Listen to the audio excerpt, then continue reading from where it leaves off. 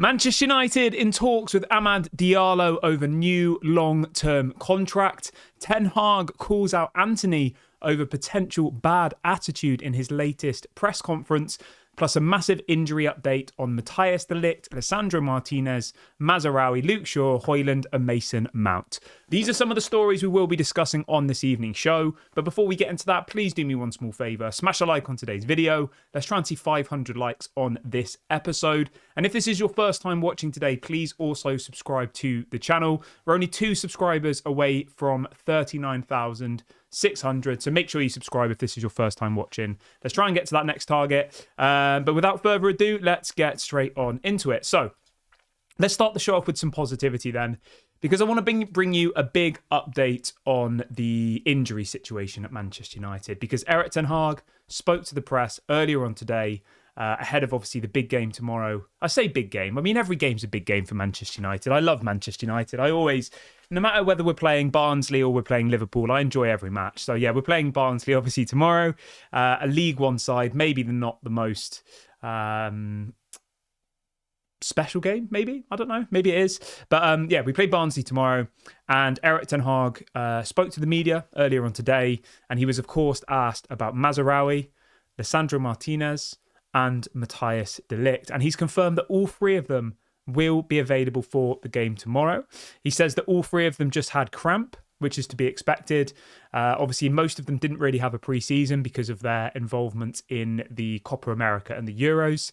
And most of them, definitely Alessandro Martinez, only arrived back from international duty on Thursday last week. So he arrived back on Thursday from South America, and then 12:30 on Saturday afternoon, he was playing in a game. I mean, it's a crazy turnaround if you think about it. To arrive back after probably like a 15-hour flight from Argentina, South America, on the Thursday, right? You're jet lagged, you're all over the place. The next day you have to go into training, and then the next day you have to play football. And I know people will be like, oh, they're paid loads of money and all the rest of it. And I get it. I'm not saying that we should feel sorry for him, but I'm just saying you can understand why, people were getting cramp and people maybe weren't at 100% of their level because of the obviously international break and the travel and all the rest of it. But the positive thing is that all 3 of those players are available.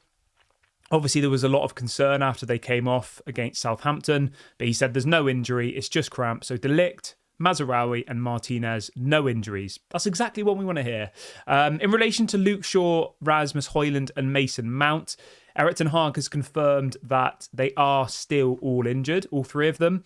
There is a strong potential that Luke Shaw and Rasmus Højlund are back in time for the game on Saturday against Crystal Palace. Whether or not they'll start, I don't think so, but apparently they might be in the squad.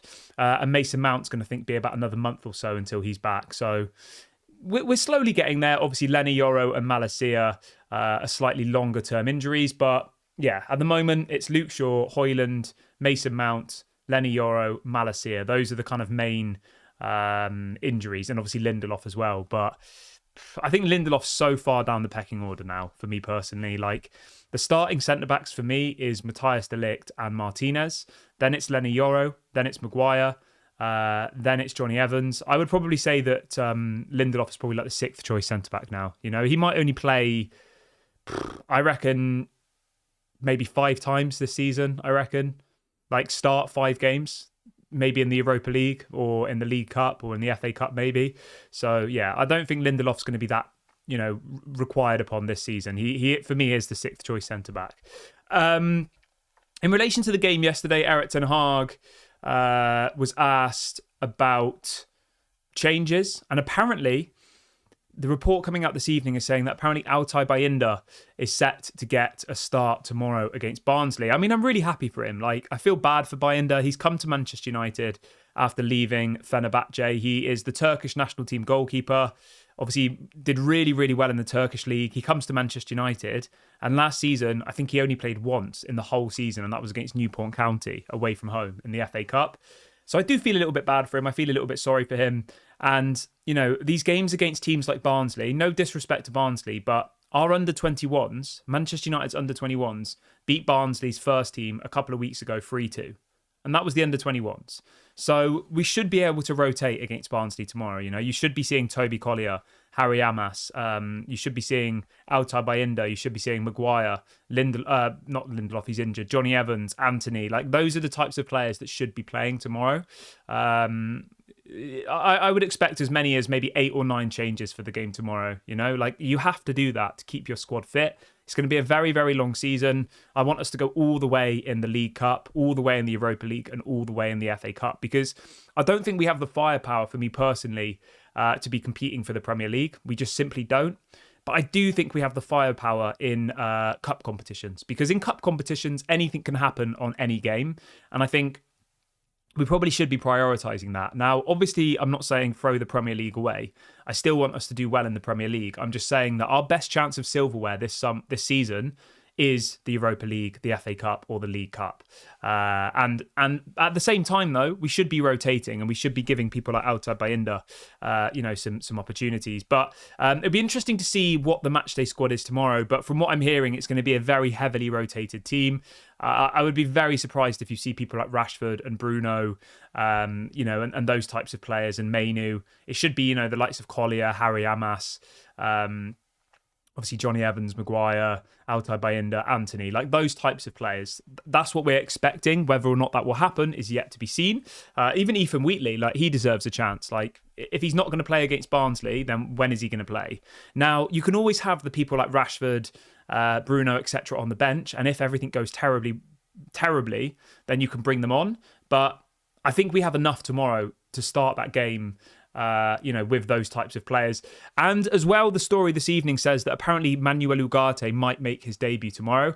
And I think that's a great game for Manuel Ugarte to kind of make his first Manchester United start against, because let's be honest, Barnsley are a League One side.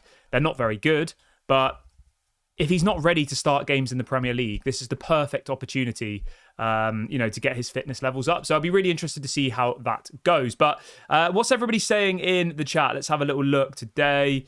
Neil says, is Malacia still a long-term injury? It looks like it is, mate. It looks like he's going to be at least like 6 to 8 weeks. Erik ten Hag said a couple of days ago that Malacia should be back on the grass in the next month or so. But, I mean, that's just training. That's not playing an actual game, So, yeah, we still got a little bit of a way to go. Nigel says, I want to see Manuel Ugarte, Toby Collier and Xerxes tomorrow. Yeah, why not? Neil says, it's still early in the Premier League. You never know what can happen if we get a good run. Yeah, I mean, I'm not saying throw the Premier League away. I'm just saying, like, we're not going to win the Premier League. We're just not.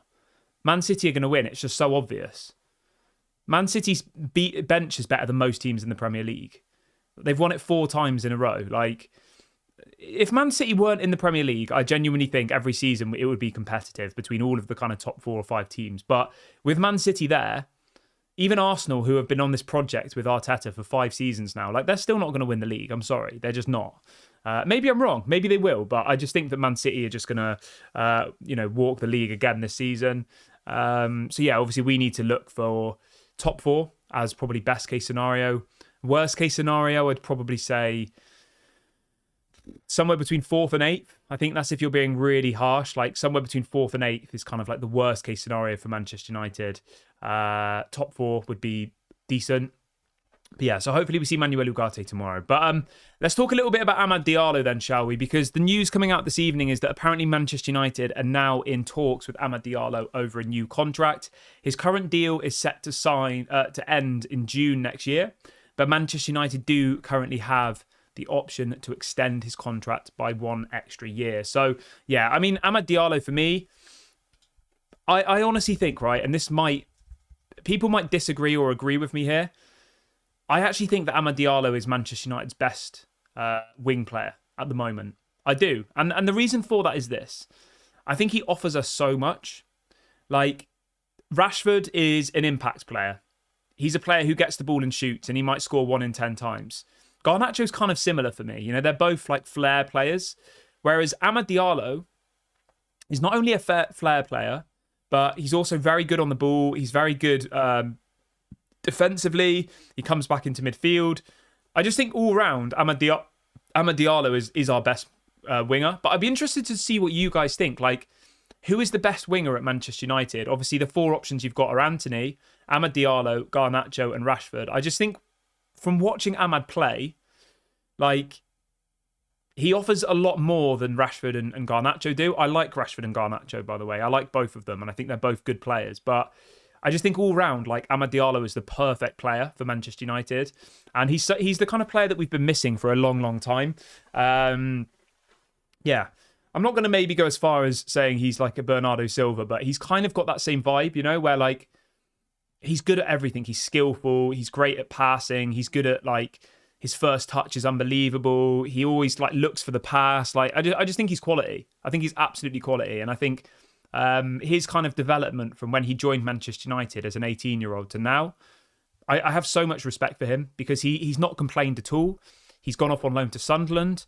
You know, he's done all of the right things that you're supposed to do as a young footballer when you join Manchester United. It's like, work hard, go and learn the trade, go and play in the Championship. I think he was player of the season, wasn't he, at Sunderland for them?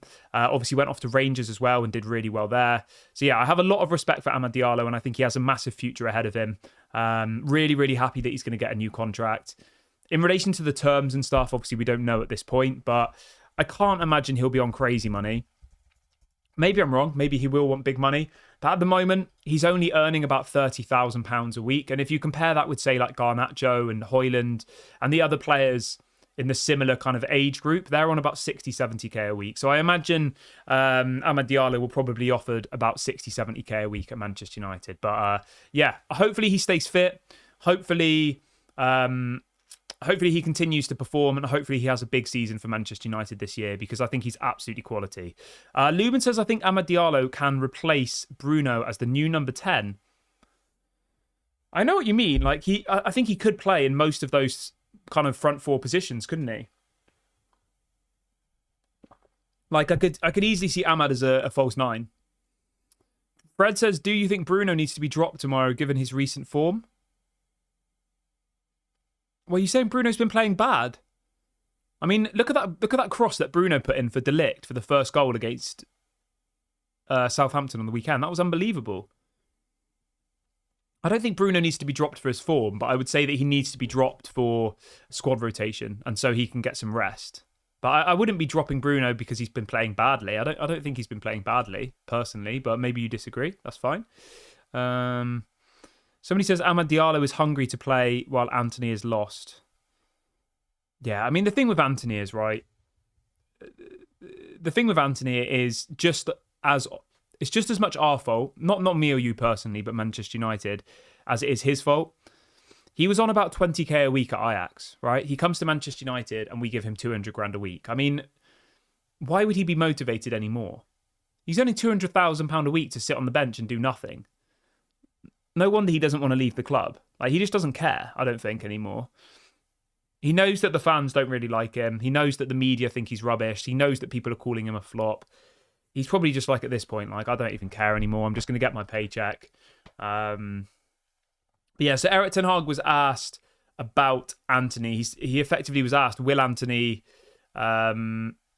be playing tomorrow? And Erik ten Hag said this. He says, when the attitude is good and they show the right performances in training, then they will play. I feel like that's a subtle dig at Antony, to be honest, and hence the video title. You know, to say that when the attitude is good, then they will play. He's effectively implying that the attitude is not good. Yeah, I don't know. I'd be interested to see what you guys think, you know? I'd be interested to see what you guys' opinions are. But yeah, let me know what your thoughts are in the comment section below about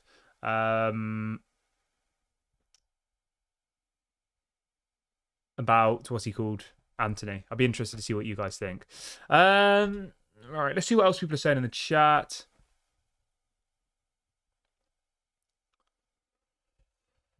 Mark says Erik ten Hag is responsible for Antony, but remember Erik ten Hag wins trophies. Erik ten Hag isn't responsible for paying 85 million for Antony. That was on John Murtough and Richard Arnold. And I have the utmost respect for Erik ten Hag for dropping Antony. He could have easily kept playing him, but he hasn't. He's been playing Amad. He's done what the fan base have asked for him, so we've got to show him some respect for that. We've got to show him some respect for, doing what the majority of the Manchester United fan base were crying out for, dropping Antony, leaving him on the bench and bringing in Amad Diallo instead, So it's easy to kind of forget the good bits about Erik ten Hag and just focus on the, that we finished 8th and all the rest of it. But do remember, he's accepted that Antony isn't good enough and he's put him on the bench. He's not being like, no, I'm going to keep playing him and playing him and playing him. He's thought, you know what? Antony's clearly not performing. I'm going to stick him on the bench and I'm going to give Amad his deserved time. Mark says, Erik ten Hag is the one that wanted Antony at Manchester United. Yeah, but the point I'm making here, mate, is he's not the one who negotiated the transfer fee. The transfer fee for Antony was negotiated by John Murtough and Richard Arnold. Erik ten Hag's job is to coach the players. His job is not, he's not sat in the meetings with the other owners, with Ajax, debating the transfer fee. That's not his job. He tells the club what players he wants, and then it's up to the club to, one, decide if they want to buy that player, and if they decide they do, then to negotiate a good deal for them. And they effectively didn't do that, did they? So, yes, it's Erik ten Hag's fault for bringing Antony in. Okay, I get that. But you can't blame him for the transfer fee. The transfer fee was on John Murtough and Erik ten Hag. John Murtough and Richard Arnold. Do you not remember what happened? We lose at home to Brighton, first game of the season 2 years ago. Then we go away and play Brentford and we lost 4-0. And then straight after that, they go and spend £85 million on Antony. That clearly shows that Antony wasn't actually the player they were going to get. And they panicked and they thought, you know what, we need to buy somebody. We need to silence the fans. Let's go and spend 85 million on Antony and Casemiro for 70 million. They were both panic buys. And that's obvious to see. Obvious as day. But, do we really think that Erik ten Hag said, I want Casemiro? Like, I'm sorry. I don't believe that for a second. We know that he wanted Frankie de Jong. John Murtough and Richard Arnold spent all summer in 2022 negotiating for Frankie de Jong. They spent most of their summer in Barcelona, didn't they? There was pictures of them. They were out there for literally months negotiating a deal. They finally managed to agree a deal with Barcelona for Frankie de Jong to then say, I don't want to go to Manchester United, and the deal fall through. And then they go and sign Casemiro for £70 million. Like, yeah. And we're not going to get that from Ineos, though. Like, Ineos don't do stuff like that. So that's all in the past. Okay? And the point that I'm making here is Erik ten Hag is owning the fact that Antony is not good enough and he's sticking him on the bench and he's giving Amad Diallo his chance. So we need to show him some respect for that, because he could easily say, oh no, I'm going to play Antony every game. I'm going to play Antony every game. And he could keep doing that over and over and over again. And I know he did that last season, but remember, Amad was injured last season, for quite a large part of the season. So, I think Antony's career at Manchester United is effectively done, to be honest. And I think we'd all agree on that. I always give players 2 years. Always. I'm never going to call someone a flop after one year or 6 months or 8 months. Like that, I just won't do that. 2 years, I think, is more than enough time for a new player to come in and settle in. And then into their third season, if they're still not producing anything, then I think it's fair to say that they're, maybe not at the level we require. So, yeah. I think that's a fair way of looking at it, isn't it? Because some people will call a player a flop after one game. I mean, come on. You've got to, give them a bit of time to settle in. And, I mean, in all fairness, obviously Antony had all of these off-the-field issues last season, which maybe, made his performances worse. I don't know. But I still don't think it's an excuse. You're a professional footballer.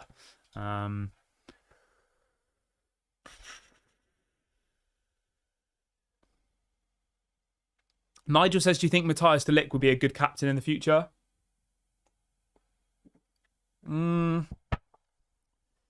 Yeah, I mean, in theory, he was a captain of Ajax at 19. Maybe. I mean, the obvious captain for me would be Lisandro Martinez, I think. If Bruno was, say, to leave, hypothetically, for me, it would have to be Lisandro Martinez as the captain, without a shadow of a doubt. He's the biggest leader on the pitch. I would probably say Lisandro Martinez. I mean, who's the vice captain now? Does anybody know? That's a good question, actually. Does anybody know who the vice captain is?